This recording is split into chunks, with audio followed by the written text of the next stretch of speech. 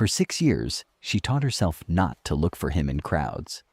For 6 years, she forced herself to believe the man she loved had simply forgotten her. Then, on a warm spring afternoon in Seoul, fate played its cruelest trick. Across a crowded festival plaza, amid the drifting cherry blossoms, she saw him. At first, she thought her mind was playing games, but it wasn't. It was him, Kang Ji-ho, the man who had promised to spend forever with her. The man who, one morning, vanished without a single word. Before she could step back into the shadows, a little boy broke free from the crowd. The child ran forward, threw his arms around Ji-ho's waist, and looked up with a bright, innocent smile. "Dad." In that single second, Olivia felt her world shatter all over again. The man she had spent 6 long years trying to grieve finally had everything he once promised her: a family, a child, a life where she no longer existed. But what Olivia didn't know was that this chance encounter was about to turn 6 years of heartbreak completely upside down. Because the truth behind that little boy's voice was far more shocking than betrayal. And neither of them realized just how deeply they had been deceived. She had practiced forgetting him the way you practice forgetting a language you once spoke fluently. Slowly, painfully, word by word. Until the silence where he used to live felt almost normal. Olivia had spent 6 years building that silence into something solid. A wall she could lean against without flinching. She had rebuilt her life from the ground up. She had returned to her studies, completed her research, and even smiled again without forcing it. She had told herself, and believed it mostly, that Kang Ji-ho was a chapter she had closed. But standing in the middle of that spring festival in Seoul, watching a small boy bury his face into Ji-ho's chest and call him Dad, every single word she had worked so hard to forget came flooding back at once. 6 years, gone in one breath. To understand how deeply that moment broke her, you have to understand where Olivia had come from and what she had walked away from to get here. She had grown up in Accra, Ghana, in a house that smelled of her mother Miriam's cooking and her sister Grace's perfume. She had grown up believing that intelligence was a door and education was the key. So, when the scholarship arrived, a full academic grant to study cultural heritage preservation at one of Seoul's most respected universities, she hadn't hesitated for a single second. Grace had cried at the airport. Miriam had pressed both palms to Olivia's cheeks and whispered, "You carry us with you, every step." Olivia nodded, swallowing the ache in her throat, and stepped onto the plane. Korea was a different world in every sense. The language wrapped itself around sounds she didn't recognize. The streets moved at a speed that felt almost aggressive. The food? Extraordinary, but startling. The culture? Layered, ancient, and demanding in ways she hadn't anticipated. For the first 2 months, Olivia moved through Seoul like someone walking through a fog. Polite, but disoriented. Determined, but quietly exhausted. It was her Korean friend Yuna Park who eventually pulled her out of that fog. Yuna, sharp-tongued, fiercely warm, and never once pretending the world was easier than it was, introduced Olivia to the city the way you introduce someone to a person you love. Impatiently, proudly, without apology. "You have to stop eating alone in your room," Yuna had said one evening, pulling Olivia by the wrist toward a street food stall. "This city will not come to you. You have to go to it." That was the first lesson.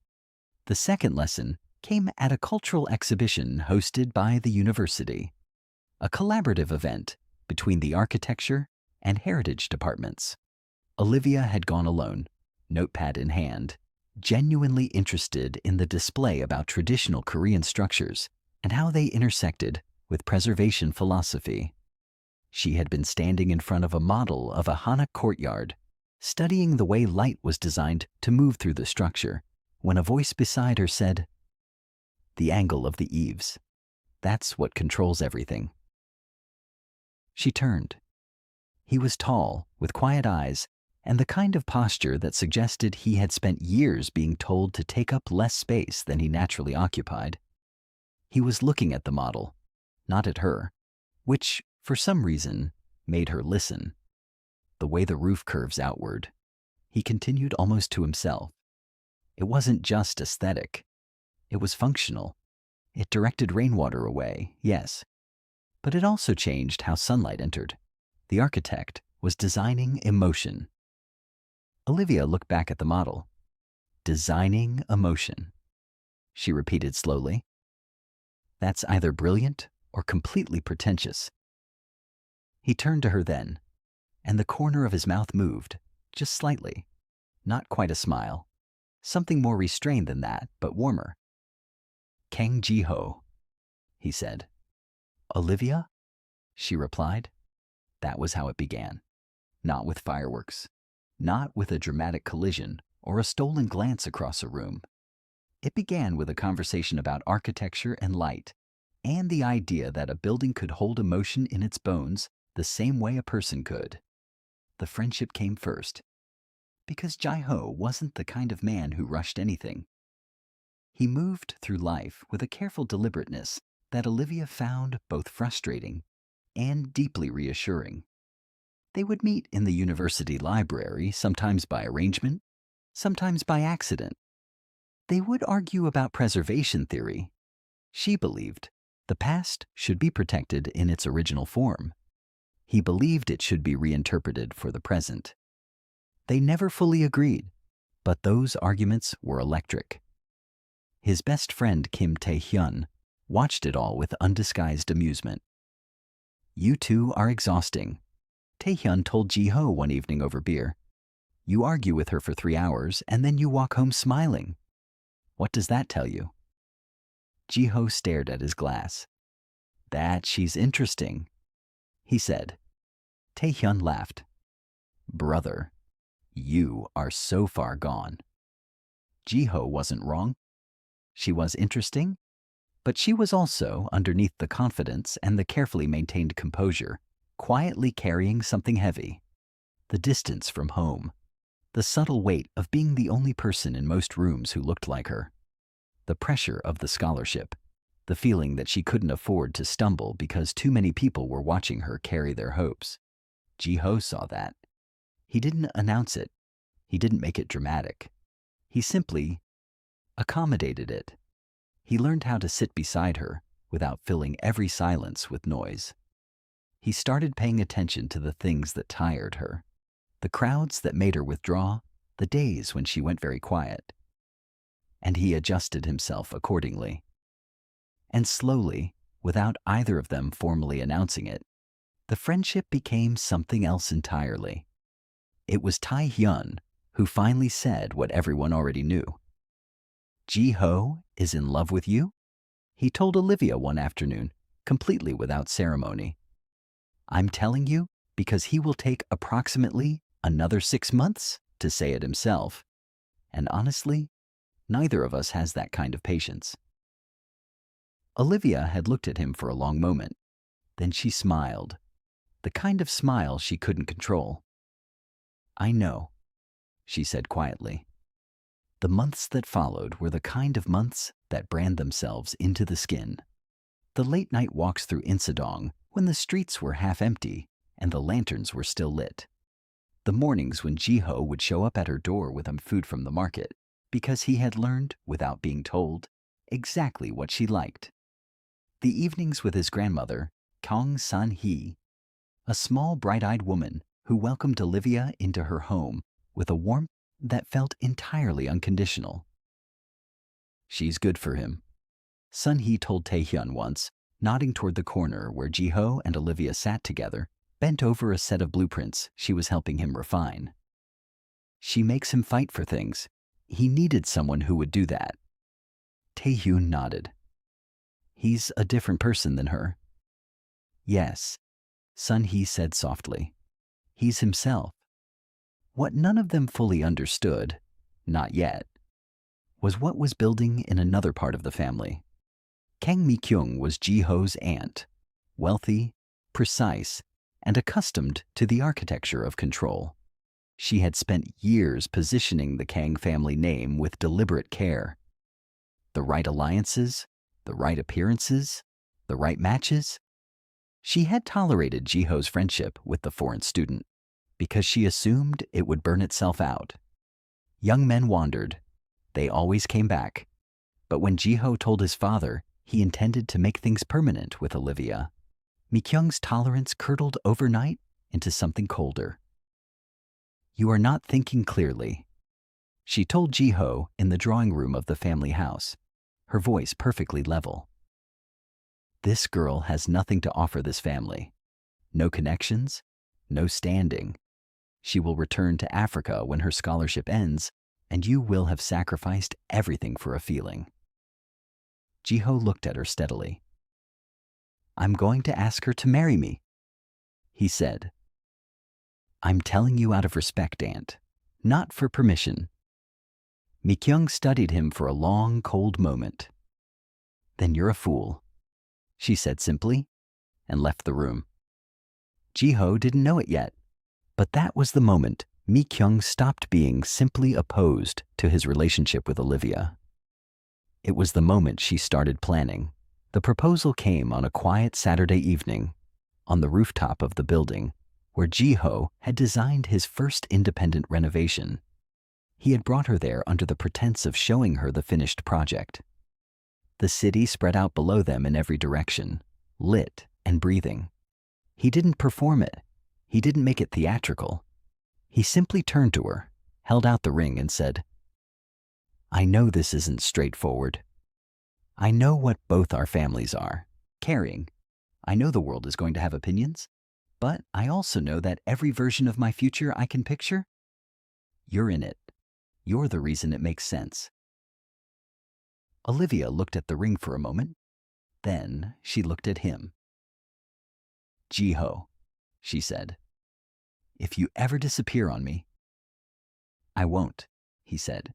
"If you ever stop choosing us, Olivia," his voice was quiet but absolute, "I will always find my way back to you. Always." She believed him. She said yes. What came next, Olivia spent 6 years trying to understand. One morning, an ordinary morning, no different from any other, Ji-ho didn't answer his phone. She assumed he was in a meeting. By evening, silence. By the next morning, still nothing. She went to his apartment. The building attendant told her Ji-ho hadn't been seen. She called Tae-hyun, who sounded strange on the phone, clipped, uncomfortable, and told her he didn't know anything. She reached out to Sun-hee, who didn't answer at all. Days passed. "Maybe he changed his mind," someone said. "His family was always against it," someone else offered. "These things happen. You were from very different worlds." Each sentence landed like a stone. Olivia kept reaching. She wrote to his address. She returned to the apartment building again and again. She asked Professor Daniel Morgan, their mutual academic mentor, who listened carefully, frowned deeply, and told her only that Ji-ho had experienced some kind of personal family crisis and that he couldn't share more than that. "What does that mean?" she demanded. "Olivia," he said gently, "I'm sorry. I genuinely don't know everything, but I think you need to protect yourself right now." She didn't understand what he meant. She understood later. 2 months after Ji-ho vanished, Kang Mi-kyung appeared at Olivia's apartment door, dressed impeccably, composed, holding a small envelope. "Miss Olivia," she said, stepping inside without being invited, looking around the room with quiet assessment. "I'll be direct, since I think you'll appreciate that." "Where is Ji-ho?" Olivia said immediately. Mi-kyung sat down, smoothed her jacket, and folded her hands. "Ji-ho has made a decision," she said. "He has asked me to handle this conversation because he didn't want to cause you further pain. He is moving forward with his life. The arrangement between you is finished. Olivia stared at her. I want to hear that from him, she said flatly. Not from you. That's understandable, Mi-kyung said. But he's made his position very clear. There are expectations in this family, responsibilities. He has a duty to this family's legacy that you were never going to be part of. She placed the envelope on the table. This is to help with your transition. Return ticket, some financial assistance. It's a gesture of goodwill. Olivia looked at the envelope. She looked at Mi-kyung. And something inside her, some last surviving hope, cracked clean in half. She didn't touch the envelope. She didn't say another word. She walked to the door and opened it, and held it open until Mi-kyung rose, smoothed her jacket again, and walked out. Then Olivia closed the door, sat down on the floor against it, and cried. The way you cry when you finally stop fighting something you've been fighting for a long time. Grace flew to Seoul within a week of the phone call. Come home, Grace said, sitting across from her at the kitchen table. You don't have to stay here and prove anything to anyone. I'm not finished with my research, Olivia said. Olivia, I'm not leaving because of him, she said quietly. I refuse to. Grace studied her sister for a long moment. All right, she said finally. Then let's make sure you finish what you came here to do. She stayed for 3 more months, long enough to complete her dissertation, defend it, and receive her degree. Then she boarded a plane for Accra, walked into her mother's house, sat at the kitchen table, and let Miriam hold her for a long time without saying anything. He'll have to answer for it one day, Miriam said softly. Whatever he did, whatever they did, the truth has a way of surfacing. Olivia hadn't believed her. But then, 6 years later, on a warm spring afternoon in Seoul, she walked into a cherry blossom festival. She was back in Korea for work. A heritage symposium, 3 days, long, co-hosted by the same university where she had once studied. Professional, structured. She had told herself it would be fine. 6 years was long enough. Seoul was a city of millions. The odds were nothing. Then she saw him. Across the plaza. Older. Steadier somehow. The same quiet eyes, but carrying more weight behind them now. And before she could move, before she could breathe, the little boy broke free from the crowd and ran. Dad! The word hit her like something physical. She stood completely still while the world kept moving around her. The music, the laughter, the blossoms drifting in slow arcs through the warm air. And watched Ji-ho catch the child, watched his face, and felt the last careful wall she had built crumble to dust. Then Ji-ho looked up. Their eyes met, and his face did something she did not expect at all. He went pale, not guilty, not cold, pale. The way a person looks when they have seen something they have spent years believing they would never see again. He crossed the plaza slowly. The little boy? Ethan trotted beside him, looking up at the stranger with uncomplicated curiosity. Olivia, Ji-ho said. Just her name, nothing else. But the way he said it, careful, like something fragile he was trying not to break, made her throat tighten. Ji-ho, she managed. A silence stretched between them. Long, crowded with everything that 6 years had left unsaid. You're here for the symposium, he said finally. Yes. Another pause. Can we talk? He asked. She almost said no. Every self-preserving instinct she had developed over 6 years told her to say no, to be polite, to be professional, and to walk away. She had a full life. She had survived him. She did not need to open this. But something about his eyes, the rawness in them, the thing that looked nothing like guilt and nothing like indifference, made her pause. 5 minutes, she said. They found a bench at the edge of the plaza, slightly removed from the festival noise. Ethan sat between them, completely at ease, eating a small bag of candied nuts and watching the crowd. Ji-ho looked at his hands. I don't know where to start, he said.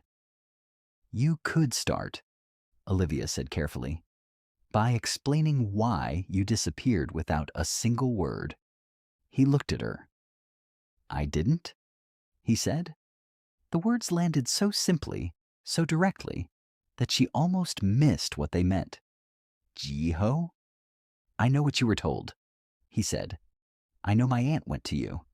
Tae-hyun told me, months later, when I finally understood what had happened. I was not there when she came to see you. I did not send her.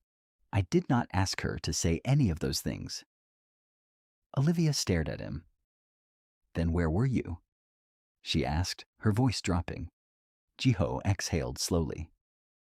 3 days after I last saw you, he said. I was in a car accident, a serious one. I spent 11 days in the hospital. When I came out, I had complications, memory complications, temporary but significant. The world seemed to go very quiet.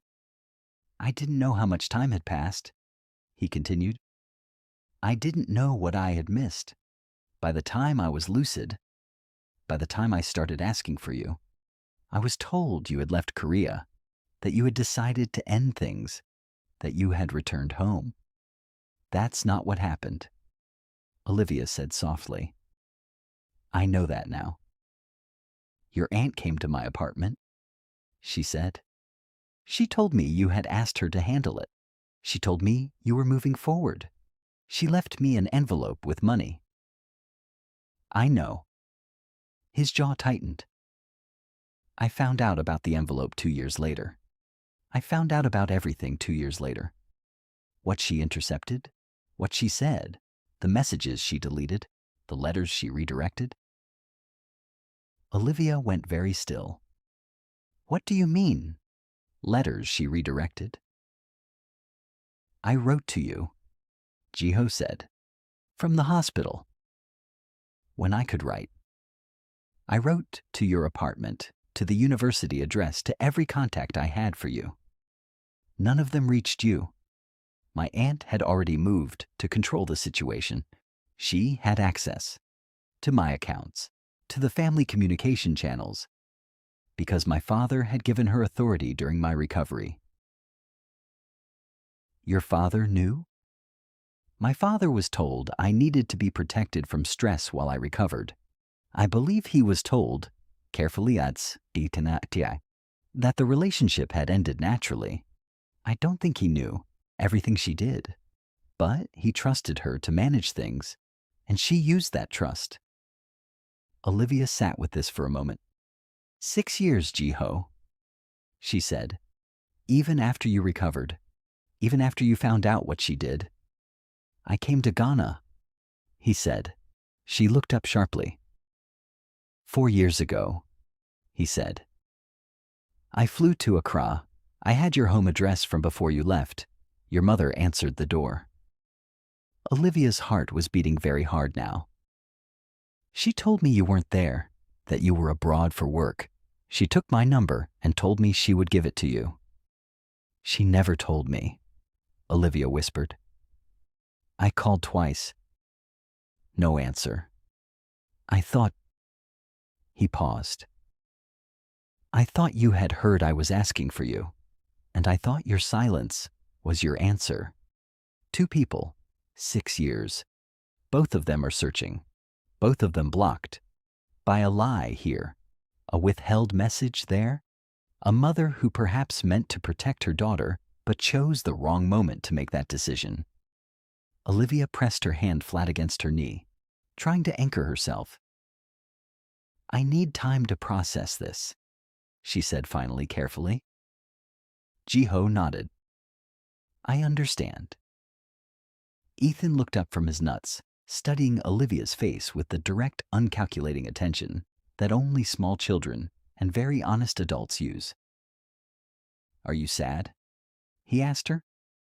Olivia looked at him. "A little," she said honestly. He considered this. Then he held out his bag of candied nuts with complete seriousness. "These help?" he said. Despite everything, despite the weight pressing down on her chest and the tears she was refusing to let fall, Olivia let out a breath that was almost a laugh. She took one of the nuts. "Thank you," she said. She called Grace that evening from her hotel room. "He says he didn't leave. He says he was in an accident, and his aunt intercepted everything." Grace was quiet for a moment. "And you believe him?" "I don't know what I believe," Olivia said. "But I need to know the truth, properly, not just his version, actual evidence." "Then find the evidence," Grace said, "or walk away. But don't sit in the middle, Olivia. That's the place that destroys you." She was right. The next morning, Jiho arrived at the hotel lobby with Tae-hyun. Tae-hyun looked both older and exactly the same. That same steady, slightly mischievous energy, but quieter now, more weighted. "I was there," Tae-hyun said, sitting across from her. "Not for all of it. I didn't know about the letters until later. But I saw him in that hospital. I saw the state he was in. I heard him asking for you the moment he was conscious enough to string a sentence together. Whatever else you're trying to figure out, start there." "Why didn't you come to me yourself?" she asked. Tae-hyun looked at the table. "Because by the time I understood how bad the interference was, you had already left Korea. And because I was afraid." He paused. "That's the honest answer. I was afraid of what it would mean. For Jai-ho, for the family. If the truth came out then. I made the wrong choice. I've had to live with that.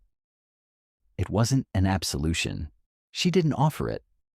But it was honesty, and that counted for something." Professor Daniel Morgan agreed to meet her at a cafe near the university. He was grayer now, slightly slower in his movements, but his eyes were still sharp and steady behind his glasses. "I owe you an apology," he said, before she could say anything. "When you came to me all those years ago, I knew more than I told you." Kang Mi-kyung had spoken to the university administration. Not directly to me, but close enough. There was pressure. Subtle, but real. I protected my own position when I should have protected you.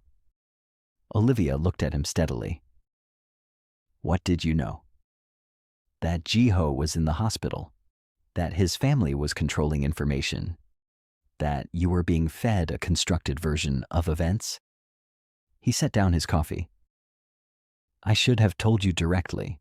I convinced myself it was his family's private matter and that it wasn't my place. I was wrong." "Then help me now," she said. "Help me find the actual record." He nodded. "There's a Dr. Seo Jin-wook," he said. He was the attending physician. He would have the original medical timeline. That would confirm the accident dates, the recovery period, the cognitive complications. It would establish, concretely, where Jiho was and for how long. And the letters? The family, attorney, Choi Sung-ho, handled the estate matters during Jiho's incapacitation. He would have documentation of the communication protocols put in place during that period. If Mi-kyung used legal channels to redirect correspondence, there would be a paper trail? Olivia sat back. She really planned it, she said quietly. Not a question. She's a woman who has always mistaken control for care, Professor Morgan said. In her mind, I genuinely believe she thought she was protecting the family. That doesn't make it any less a betrayal. If you've stayed with this story this far, if you're still here, still holding your breath the same way I am, then you already know this isn't just a love story. This is about the damage quiet control does. About how people who love each other can be kept apart, not by their own hearts, but by someone else's fear. Subscribe if you haven't yet, like this video, and leave a comment below. Tell me, do you think Olivia should forgive Jiho's aunt? Because the hardest part of this story is still coming. Dr. Seo Jin-wook was a quiet, methodical man who seemed to have little patience for drama, but a deep respect for accuracy. He agreed to meet Olivia at Jiho's request, and with Jiho present. At a neutral location, he brought a copy of the medical file. He laid it on the table between them without ceremony. Mr. Kang was admitted on the evening of March 14th, he said. Significant head trauma. There were 7 days of critical monitoring. He was conscious intermittently from day 4. Coherently conscious, able to hold conversations and retain information. From approximately day 9, he was discharged on day 11 under strict home rest requirements. And the memory complications? Olivia asked. Retrograde and anterograde confusion. Moderate severity.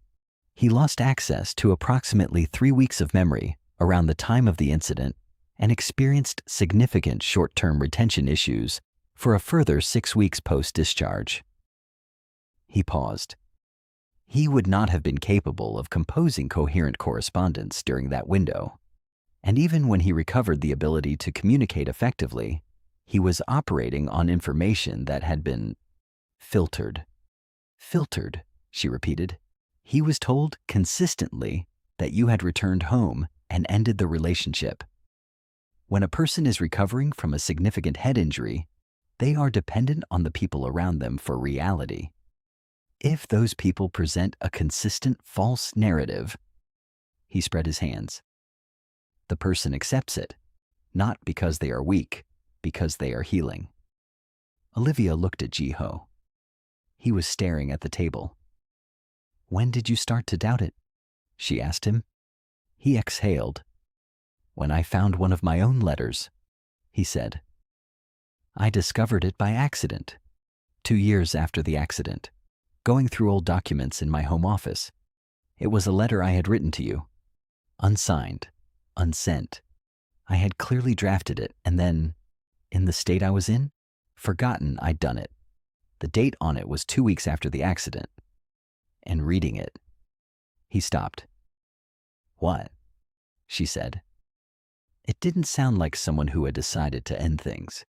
It sounded like someone who was afraid he had already lost something irreplaceable. When I read it, I finally started asking the right questions. The attorney Choi Sung-ho confirmed the rest. He was not proud of what he found in his own files. The documentation of communication redirection, the power of attorney decisions made during Jiho's incapacitation, the quiet administrative maneuvers that had rerouted every attempt at contact during the critical window. I was instructed by Ms. Kang Mi-kyung to act in the family's best interest, he said carefully. I followed instructions I should have questioned. You had a professional obligation, Olivia said. Yes, he said simply. I failed it. The final piece came from an unexpected source. Mrs. Park Yoon-suk, Ethan's former guardian, was a retired social worker who spoke with the careful precision of someone who had spent decades navigating difficult truths. She met with Jiho and Olivia together, at Jiho's request. I want you to know, Jiho said to Olivia before they went in, that whatever you feel about what you're about to hear, I made this decision on my own. I need you to know that. She looked at him. Tell me, she said. Mrs. Park Yoon-suk sat across from them with the stillness of someone who had already made peace with a difficult story. Jiho came to us about 3 years ago, she said. Ethan had been in our care for almost a year at that point. His parents had died. A road accident, very sudden. He was 5 years old and had no surviving immediate family. She paused. Jai-ho had been volunteering with the program for some months. He and Ethan, there was a connection from early on. Ethan called him Dad for the first time about 2 months in, completely unprompted. It startled everyone. Olivia glanced at Jai-ho. His expression was composed, but his hands on the table were very still. He completed the adoption process in full. Mrs. Park continued. No shortcuts. No complications. He did everything correctly and completely. Why? Olivia asked, looking at Jai-ho directly. I mean, why this child? There were other children in the program. Jai-ho was quiet for a moment. Ethan used to ask me every week, he said finally, whether his parents had meant to leave him, not whether they were coming back. He understood somehow that they weren't, but whether the leaving had been intentional. Olivia's throat tightened. I told him no, Jai-ho said. I told him the people who loved him hadn't chosen to go. They had been taken from him, and that the love didn't leave with them. A pause. I had spent 2 years telling myself the same thing. The silence in the room was very full. He reminded you of yourself, Olivia said softly. He reminded me of what I had lost, Jai-ho said, and what I still had the ability to give. That evening, Jai-ho and Olivia walked through Cheongdokgung Palace Garden as the last light fell across the stone paths. Ethan had gone home with Taehyun, who had offered with unusual gentleness to take him for the evening. The understanding between old friends communicated without a word. They walked mostly in silence for a while. I'm angry, Olivia said eventually. I know, Jai-ho said. Not at you, or not only at you. She paused. I'm angry at the years, the waste of them. I'm angry at your aunt. I'm angry at my mother for not giving me that message. I'm angry at Professor Morgan for staying silent. I'm angry at Taehyun. That's fair, Jai-ho said. I'm a little angry at you, she said. Also fair. For taking so long to find the evidence? For accepting the story they gave you for 2 years before you started questioning it? Yes, he said quietly. I know. I ask myself that too. She stopped walking. He stopped beside her. Why didn't you fight harder for what you knew was real? She asked. You told me you would always find your way back. You made me that promise. And then, when the first obstacle appeared, you let them rewrite what we were. The question hung in the air between them, clear and honest and necessary. Jai-ho turned to face her. Because I was broken, he said.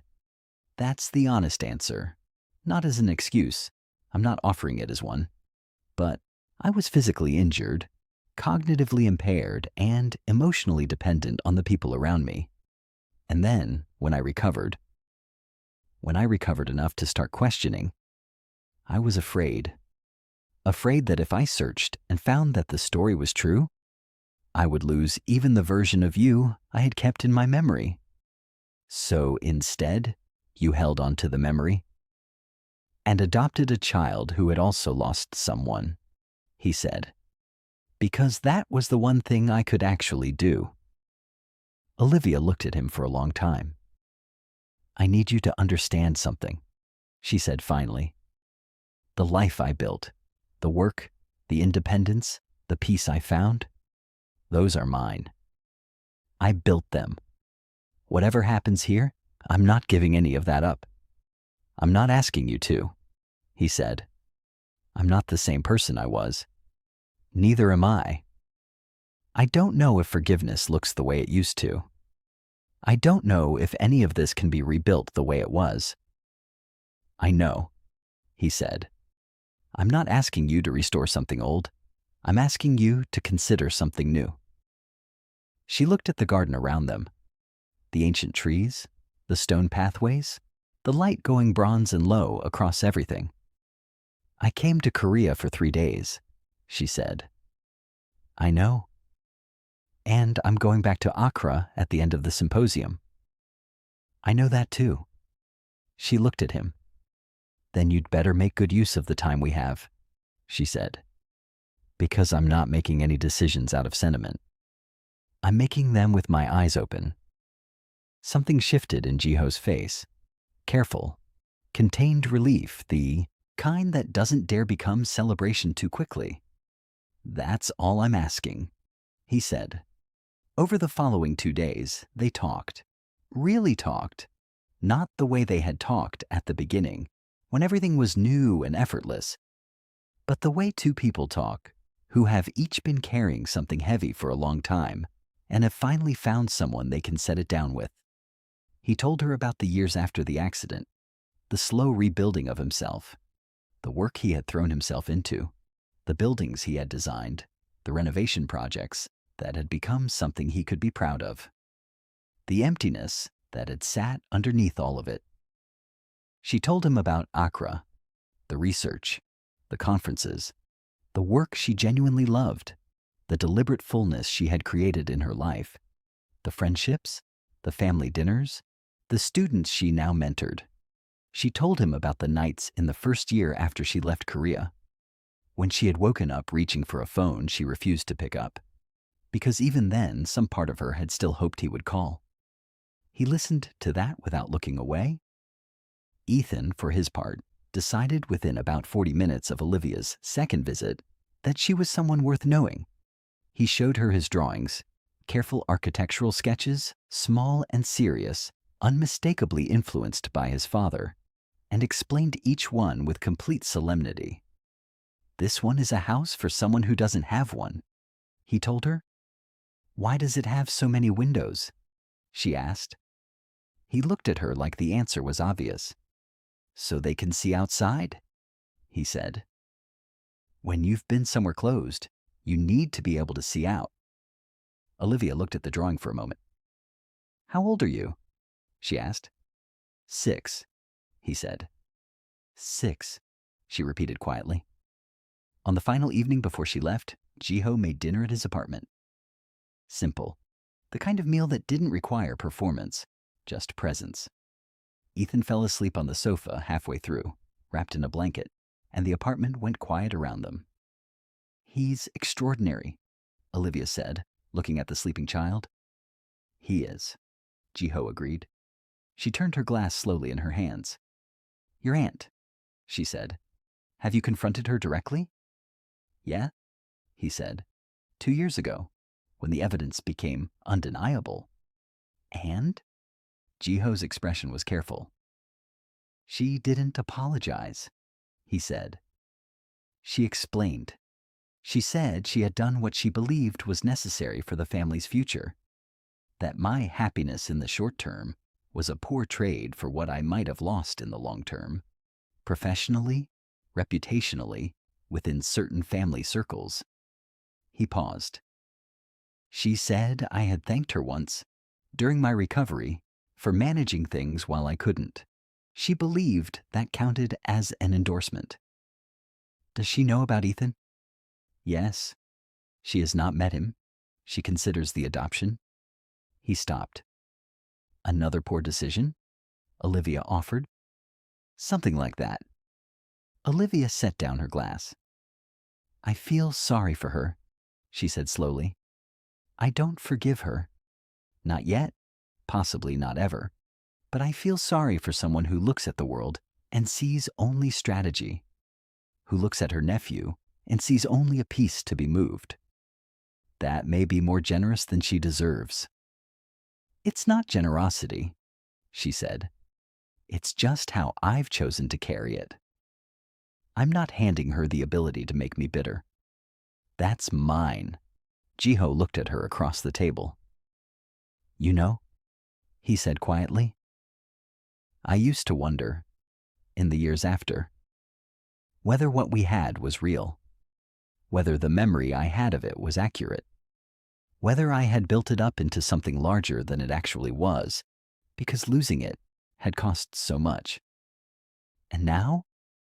Now, he said, I wonder how I spent 6 years thinking It could have been anything but exactly what I remembered. The apartment was very still. Somewhere in the city outside, a distant siren, a car horn, the soft fabric of Seoul going about its business. "I'm flying out at 9 a.m., she said. "I know. I'm going to talk to Grace and my mother." He nodded. "And then?" he said. "And then I'm going to think clearly," she said.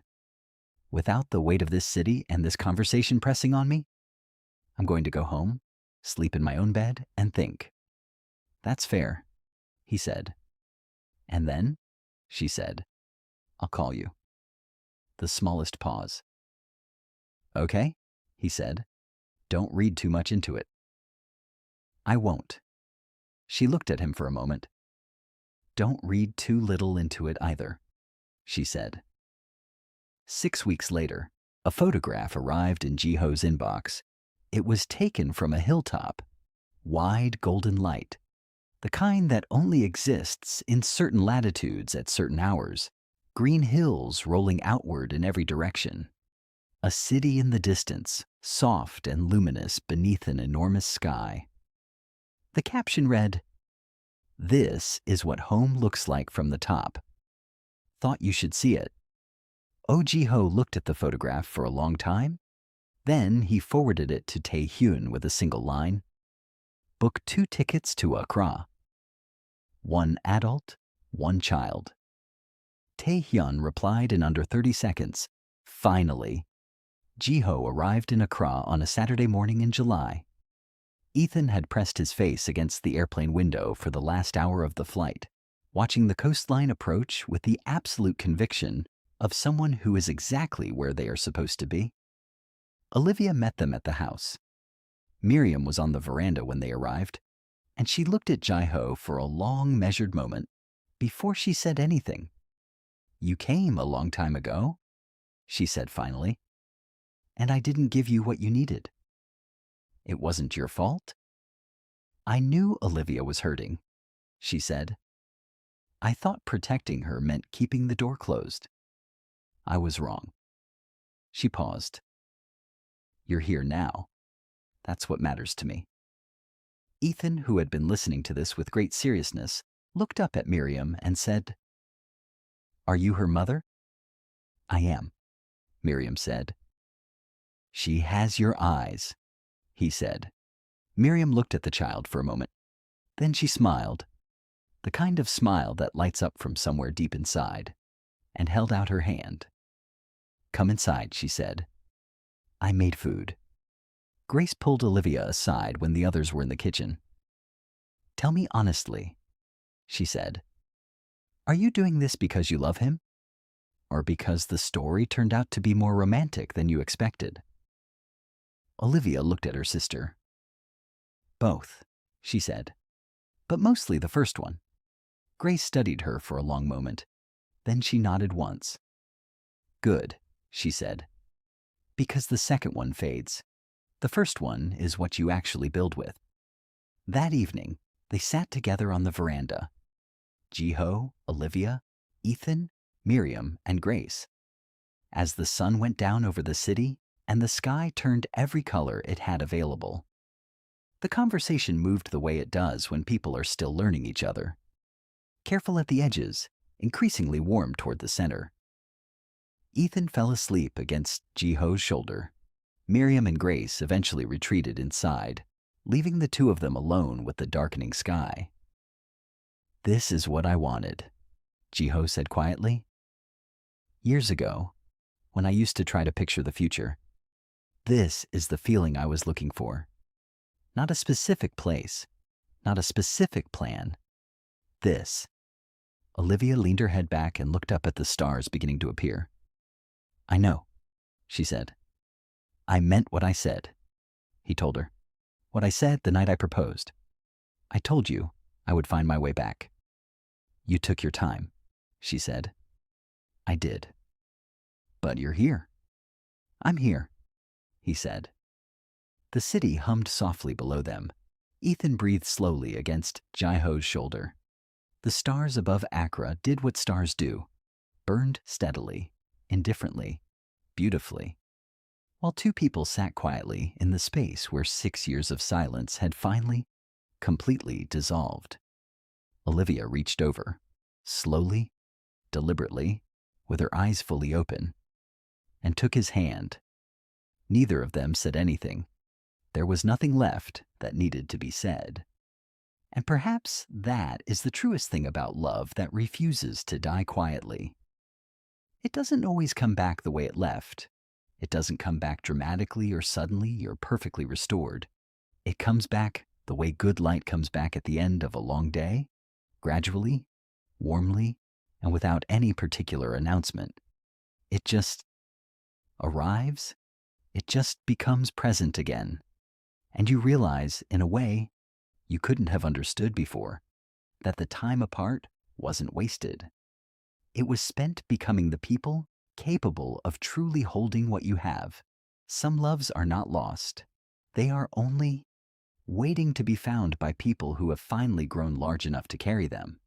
If this story stayed with you, if you felt Olivia's grief, or Jaiho's silence, or Ethan's small and enormous heart, then you already know this wasn't just a love story. It was a story about what happens when control masquerades as care, and what it takes to choose the truth, even when the truth costs something. Leave a comment and tell me, what would you have done in Olivia's place? Could you have opened that door? Could you have taken that hand? Like this video if it moved you. Share it with someone who still believes that real love, the kind that survives silence and deception and years, is not a fairy tale. And subscribe, because the next story is already coming, and I promise you, it will be worth the wait. Afrosoul Cinema writes this story, an original production. All characters are fictional.